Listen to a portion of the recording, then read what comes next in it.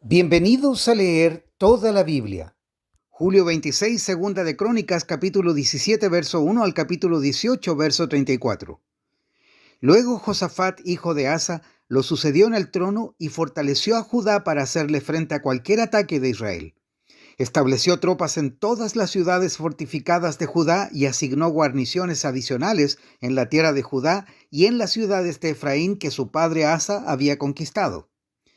El Señor estaba con Josafat porque siguió el ejemplo de los primeros años de su padre y no rindió culto a las imágenes de Baal. Buscó al Dios de su padre y obedeció sus mandatos en lugar de seguir las prácticas malvadas del reino de Israel. Por eso el Señor estableció el dominio de Josafat sobre el reino de Judá.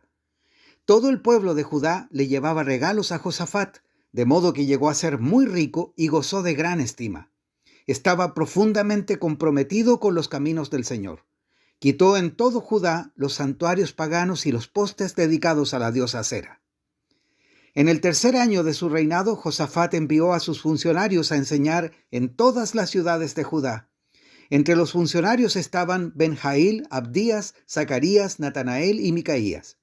Junto con ellos envió levitas, incluidos Semaías, Netanías, Zebadías, Asael, Semiramot, Jonatán, Adonías, Tobías y Tobadonías.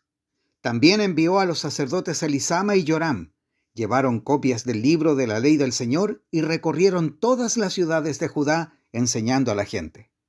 Entonces el temor del Señor vino sobre todos los reinos vecinos para que ninguno de ellos quisiera declarar la guerra contra Josafat. Algunos de los filisteos le llevaron regalos y plata como tributo, y los árabes le llevaron 7,700 carneros y 7,700 chivos. Entonces Josafat llegó a ser cada vez más poderoso y construyó fortalezas y ciudades de almacenamiento en todo el territorio de Judá. Almacenó numerosas provisiones en las ciudades de Judá y estableció un ejército de soldados experimentados en Jerusalén. Su ejército fue inscrito según los clanes patriarcales. De Judá había una tropa de 300,000 hombres organizada en grupos de 1,000 soldados bajo el mando de Adnas. El siguiente en mando era Johanán, quien comandaba 280,000 soldados. Le seguía Amasías, hijo de Sicri, que se había ofrecido para el servicio del Señor con 200,000 soldados bajo su mando. De Benjamín había una tropa de 200,000 soldados equipados con arcos y escudos. Estaba al mando de Eliada, un soldado veterano. El siguiente en mando era Josabad, quien comandaba 180,000 hombres armados. Estas eran las tropas establecidas en Jerusalén al servicio del rey, además de las que Josafat puso en las ciudades fortificadas en todo Judá.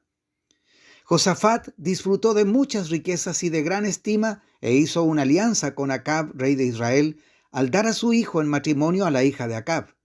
Unos años más tarde fue a Samaria para visitar a Acab, quien preparó un gran banquete para él y sus funcionarios.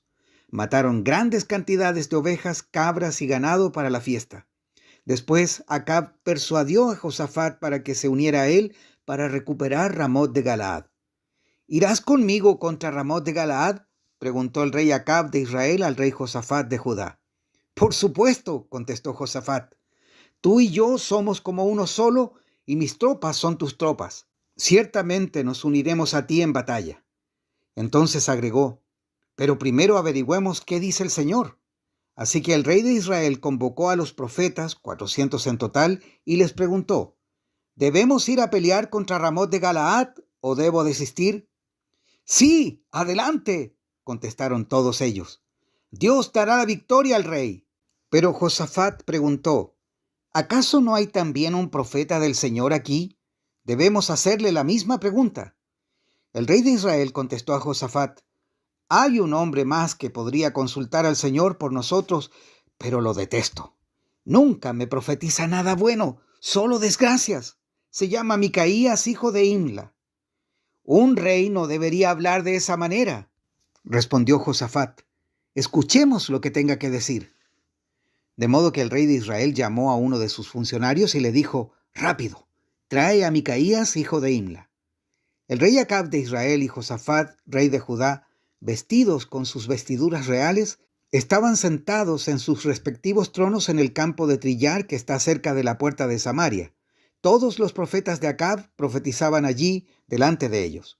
Uno de los profetas, llamado Sedequías, hijo de Kenaana, hizo unos cuernos de hierro y proclamó: Esto dice el Señor: con estos cuernos cornearás a los arameos hasta matarlos. Todos los demás profetas estaban de acuerdo. Sí, decían, sube a Ramot de Galaad y saldrás vencedor, porque el Señor dará la victoria al rey. Mientras tanto, el mensajero que había ido a buscar a Micaías le dijo: Mira, todos los profetas le prometen victoria al rey. Ponte tú también de acuerdo con ellos y asegúrale que saldrá vencedor. Pero Micaías respondió: Tan cierto como que el Señor vive, solo diré lo que mi Dios diga. Cuando Micaías se presentó ante el rey, Acab le preguntó: Micaías, ¿debemos ir a pelear contra Ramot de Galaad o debo desistir? Micaías le respondió con sarcasmo: Sí, sube y saldrás vencedor. Tendrás la victoria sobre ellos. Pero el rey le respondió con dureza: ¿Cuántas veces tengo que exigirte que solo me digas la verdad cuando hablas de parte del Señor? Entonces Micaías le dijo: En una visión vi a todo Israel disperso por los montes como ovejas sin pastor, y el Señor dijo: Han matado a su amo, envíalos a sus casas en paz. ¿No te dije? Exclamó el rey de Israel a Josafat: Nunca me profetiza otra cosa que desgracias. Micaías continuó diciendo: Escucha lo que dice el Señor. Vi al Señor sentado en su trono, rodeado por todos los ejércitos del cielo, a su derecha y a su izquierda. Entonces el Señor dijo: ¿Quién puede seducir al rey Acab de Israel para que vaya a pelear contra Ramot de Galaad y lo maten? Hubo muchas sugerencias hasta que finalmente un espíritu se acercó al Señor y dijo: Yo puedo hacerlo. ¿Cómo lo harás?, preguntó el Señor. El espíritu contestó: Saldré e inspiraré a todos los profetas de Acab para que hablen mentiras. Tendrás éxito, dijo el Señor. Adelante, hazlo. Así que, como ves, el Señor ha puesto un espíritu de mentira en la boca de tus profetas, porque el Señor ha dictado tu condena. Entonces Sedequías, hijo de Kenaana, se acercó a Micaías y le dio una bofetada. ¿Desde cuándo el espíritu del Señor salió de mí para hablarte a ti?, le reclamó. Y Micaías le contestó: Ya lo sabrás cuando estés tratando de esconderte en algún cuarto secreto. ¡Arréstenlo!, ordenó el rey de Israel. Llévenlo de regreso a Amón, el gobernador de la ciudad, y a mi hijo Joás. Denles la siguiente orden de parte del rey: Metan a este hombre en la cárcel y no le den más que pan y agua hasta que yo regrese sano y salvo de la batalla. Pero Micaías respondió: Si tú regresas a salvo, eso significará que el Señor no habló por medio de mí. Entonces, dirigiéndose a los que estaban alrededor, agregó: Todos ustedes tomen nota de mis palabras. Entonces Acab, rey de Israel, y Josafat, rey de Judá, dirigieron a sus ejércitos contra Ramot de Galaad. El rey de Israel dijo a Josafat: Cuando entremos en la batalla, yo me disfrazaré para que nadie me reconozca, pero tú ponte tus vestiduras reales. Así que el rey de Israel se disfrazó y ambos entraron en la batalla. A su vez, el rey de Aram había dado las siguientes órdenes a sus comandantes de carros de guerra: Ataquen solo al rey de Israel. No pierdan tiempo con nadie más. Entonces, cuando los comandantes arameos de los carros vieron a Josafat en sus vestiduras reales, comenzaron a perseguirlo. «¡Allí está el rey de Israel!», gritaban. Pero Josafat clamó y el Señor lo rescató. Dios lo ayudó apartando a sus atacantes de él. Tan pronto como los comandantes de los carros se dieron cuenta de que no era el rey de Israel, dejaron de perseguirlo. Sin embargo, un soldado arameo disparó una flecha al azar hacia las tropas israelitas e hirió al rey de Israel entre las uniones de su armadura. «¡Da la vuelta y sácame de aquí!», dijo Acab entre quejas y gemidos al conductor del carro. «¡Estoy gravemente herido!». La encarnizada batalla se prolongó todo ese día y el rey de Israel se mantuvo erguido en su carro frente a los arameos. Por la tarde, justo cuando se ponía el sol, Acab murió. Romanos capítulo 9, verso 25 al capítulo 10, verso 13. Con respecto a los gentiles, Dios dice en la profecía de Oseas: «A los que no eran mi pueblo, ahora los llamaré mi pueblo, y amaré a los que antes no amaba». Y también dice: «En el lugar donde se les dijo: ustedes no son mi pueblo, allí serán llamados hijos del Dios viviente».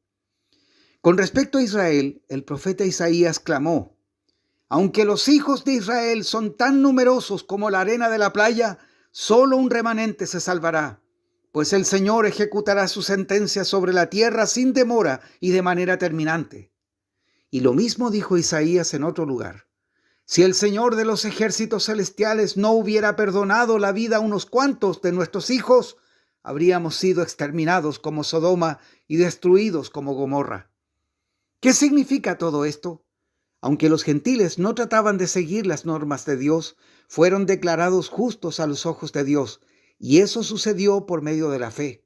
Pero los hijos de Israel, que se esforzaron tanto en cumplir la ley para llegar a ser justos ante Dios, nunca lo lograron. ¿Por qué no? Porque trataban de hacerse justos ante Dios por cumplir la ley en lugar de confiar en Él. Tropezaron con la gran piedra en su camino. Dios se lo advirtió en las Escrituras cuando dijo: pongo en Jerusalén una piedra que hace tropezar a muchos, una roca que los hace caer. Pero todo el que confíe en Él jamás será avergonzado. Amados hermanos, el profundo deseo de mi corazón y mi oración a Dios es que los israelitas lleguen a ser salvos. Yo sé que ellos tienen un gran entusiasmo por Dios, pero es un fervor mal encausado, pues no entienden la forma en que Dios hace justas a las personas ante Él. Se niegan a aceptar el modo de Dios y en cambio se aferran a su propio modo de hacerse justos ante Él, tratando de cumplir la ley. Sin embargo, Cristo ya cumplió el propósito por el cual se entregó la ley. Como resultado, a todos los que creen en Él se les declara justos a los ojos de Dios. Pues Moisés escribe que la ley exige obediencia a todos sus mandatos para que una persona llegue a ser justa ante Dios. Pero el modo de la fe para hacernos justos ante Dios dice: no digas en tu corazón, ¿quién subirá al cielo para hacer bajar a Cristo a la tierra? Ni tampoco digas, ¿quién descenderá al lugar de los muertos para volver a Cristo de nuevo a la vida? En realidad dice: el mensaje está muy cerca de ti, está en tus labios y en tu corazón. Y ese mensaje es el mismo mensaje que nosotros predicamos acerca de la fe. Si confiesas con tu boca que Jesús es el Señor y crees en tu corazón que Dios lo levantó de los muertos, serás salvo. Pues es por creer en tu corazón que eres declarado justo a los ojos de Dios, y es por confesarlo con tu boca que eres salvo. Como nos dicen las Escrituras, todo el que confíe en Él jamás será deshonrado. No hay diferencia entre los judíos y los gentiles en ese sentido. Ambos tienen al mismo Señor, quien da con generosidad a todos los que lo invocan, pues todo el que invoque el nombre del Señor será salvo. Salmos 20, versos 1 al 9. Que el Señor responda a tu clamor en tiempos de dificultad, que el nombre del Dios de Jacob te proteja de todo mal. Que te envíe ayuda desde su santuario y te fortalezca desde Jerusalén. Que se acuerde de todas tus dádivas y mire con agrado tus ofrendas quemadas. Que Él conceda los deseos de tu corazón y haga que todos tus planes tengan éxito. Que gritemos de alegría cuando escuchemos de tu triunfo y levantemos una bandera de victoria en el nombre de nuestro Dios. Que el Señor conteste a todas tus oraciones. Ahora sé que el Señor rescata a su rey ungido. Le responderá desde su santo cielo y lo rescatará con su gran poder. Algunas naciones se jactan de sus caballos y sus carros de guerra, pero nosotros nos jactamos en el nombre del Señor nuestro Dios. Esas naciones se derrumbarán y caerán, pero nosotros nos levantaremos y estaremos firmes. Da la victoria a nuestro Rey, oh Señor. Responde a nuestro grito de auxilio. Proverbios 20, versos 2 al 3. La furia del rey es como el rugido del león. Quien provoca su enojo pone en peligro su vida. Evitar la pelea es una señal de honor. Solo los necios insisten en pelear. Hasta aquí la lectura de hoy.